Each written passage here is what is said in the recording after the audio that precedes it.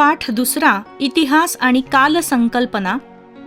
काळ समजावून घेण्याच्या वेगवेगळ्या पद्धती असतात. काळ अखंड असतो, पण आपल्या सोयीसाठी आपण त्याचे विभाजन करतो. आपली पृथ्वी एका ठराविक गतीने स्वतःच्या आसाभोवती फिरते. तसेच ती सूर्याभोवतीही फिरते. सूर्य हा स्वयंप्रकाशित आहे. सूर्यकिरणांपासून सतत प्रकाश मिळतो. तरीही आपल्याला मात्र फक्त दिवसा प्रकाश दिसतो आणि रात्री अंधार. हे असं का घडतं? पृथ्वी स्वतःच्या आसाभोवती फिरत असताना तिचा जो पृष्ठभाग सूर्यासमोर येत राहतो तिथे उजेड होत जातो.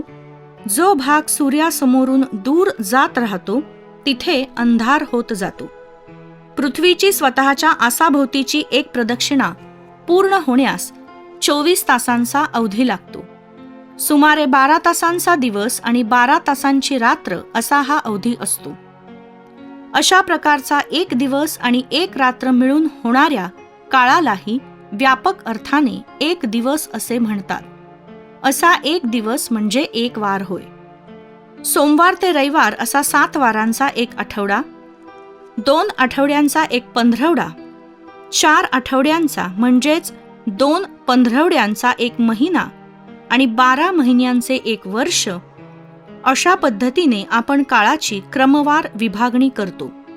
वर्षामागून वर्ष संपत संपत 100 वर्षांचा काळ संपला की 1 शतक पूर्ण होते.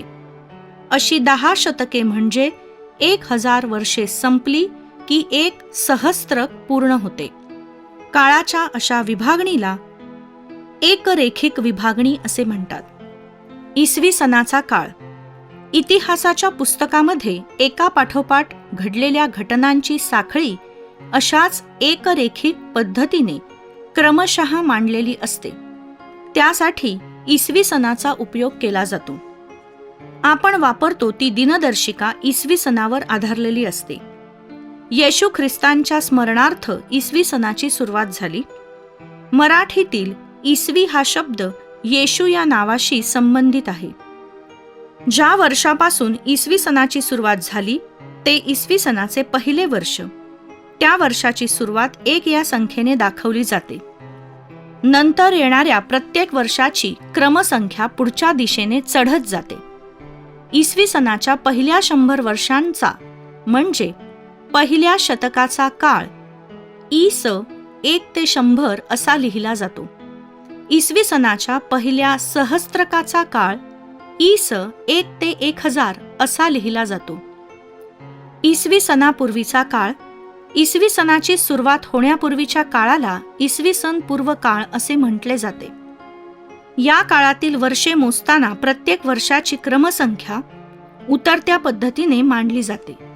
इसवी सनापूर्वीच्या पहिल्या 100 वर्षांचा म्हणजे पहिल्या शतकाचा काळ म्हणजे इ.स. पू 100 ते 1 आणि इ.स. वी सनापूर्वीच्या पहिल्या सहस्त्रकाचा काळ म्हणजे इ.स. पू 1000 ते 1.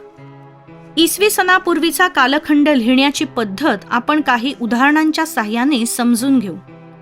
वर्धमान महावीरांचा जीवनकाल इ.स. पू 599 ते इ.स. पू 527 असा लिहिला जातो. गौतम बुद्धांचा जीवनकाल इ.स. पू 563 ते इ.स. पू 483 असा लिहिला जातो. कालगणना आणि त्याच्या पद्धती. कालगणना करणे म्हणजे काळाची लांबी मोजणे. काळ मोजण्याची आपल्याला माहीत असलेली एकके पुढीलप्रमाणे आहेत: सेकंद, मिनिट, तास, दिवस, आठवडा, पंधरवडा, महिना, वर्ष, शतक आणि सहस्त्रक. सेकंद हे यातील सर्वात छोटे एकक आहे. जगभर कालगणनेच्या अनेक पद्धती अस्तित्वात आहेत. त्यामध्ये इसवी सन ही पद्धत अधिक प्रचारात आहे. छत्रपती शिवाजी महाराजांनी आपल्या राज्याभिषेकाच्या निमित्ताने इसवी सन 1674 मध्ये राज्याभिषेक शक या शकाची सुरुवात केली होती. शालिवाहन शक आणि विक्रम संवत या भारतात प्रचलित असलेल्या कालगणना आहेत. इस्लाम धर्माचे संस्थापक प्रेषित मुहम्मद पैगंबर यांनी मक्केहून मदिनेला स्थलांतर केले. या स्थलांतराच्या काळापासून हिजरी या कालगणनेची सुरुवात झाली. भारतातील पारशी समाज उपयोगात आणत असलेल्या कालगणनेच्या पद्धतीला शहेनशाही कालगणना असे म्हटले जाते. इतिहासाची कालविभागणी. भूतकाळ हा इतिहासाचा काळ आहे. व्यापक दृष्टीने पाहता इतिहासाचा काळ आपल्या सूर्यमालेच्या उत्पत्तीच्या काळापर्यंत मागे जातो. सुमारे 4.5 अब्ज वर्षापूर्वी आपली सूर्यमाला निर्माण झाली. आपली पृथ्वी हा त्या सूर्यमालेतील एक ग्रह आहे. याचा अर्थ पृथ्वीची उत्पत्ती सुद्धा सुमारे 4.5 अब्ज वर्षांपूर्वी झाली. इतिहासाच्या काळाची विभागणी प्रामुख्याने 2 टप्प्यात केली जाते. प्रागैतिहासिक काळ आणि ऐतिहासिक काळ. प्रागैतिहासिक काळ, ज्या काळाचा इतिहास लिहिण्यासाठी लिखित पुरावा उपलब्ध होत नाही त्या काळाला प्रागैतिहासिक काळ असे म्हणतात. प्राक म्हणजे पूर्वीचा.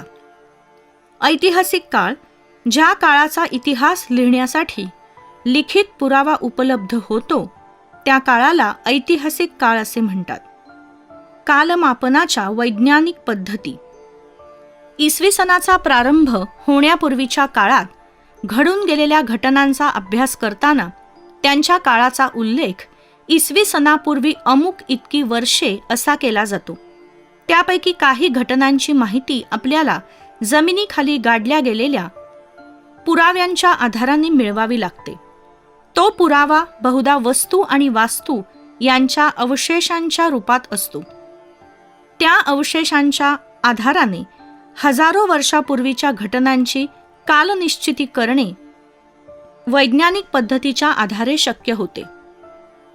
जमिनीखाली मातीचे एकावर एक असे अनेक थर साचलेले असतात. मातीच्या थरांचा आणि त्या थरात मिळालेल्या अवशेषांचा कालखंड अमुक तारखेपासून अमुक तारखेपर्यंत असा निश्चित स्वरूपात सांगता येत नाही. आजपासून अमुक इतक्या वर्षांपूर्वी अशा पद्धतीने त्या काळाची मोजणी करणे मात्र शक्य असते. म्हणून अशा पद्धतींना कालमापनाच्या पद्धती असे म्हटले जाते. अशा प्रकारे कालमापन करण्यासाठी कर्ब 14 विश्लेषण, काष्ठवलयांचे विश्लेषण यासारख्या विविध वैज्ञानिक पद्धतींचा उपयोग केला जातो.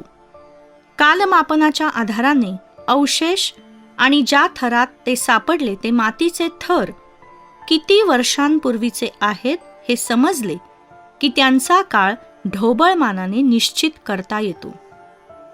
स्वाध्याय. रिकाम्या जागी योग्य शब्द लिहा.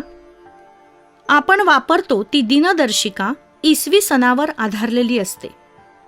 इसवी सनाची सुरुवात होण्यापूर्वीच्या काळाला इसवी सन पूर्व काळ असे म्हटले जाते. एका वाक्यात उत्तरे लिहा. कालमापन करण्यासाठी कोणत्या वैज्ञानिक पद्धतींचा वापर केला जातो?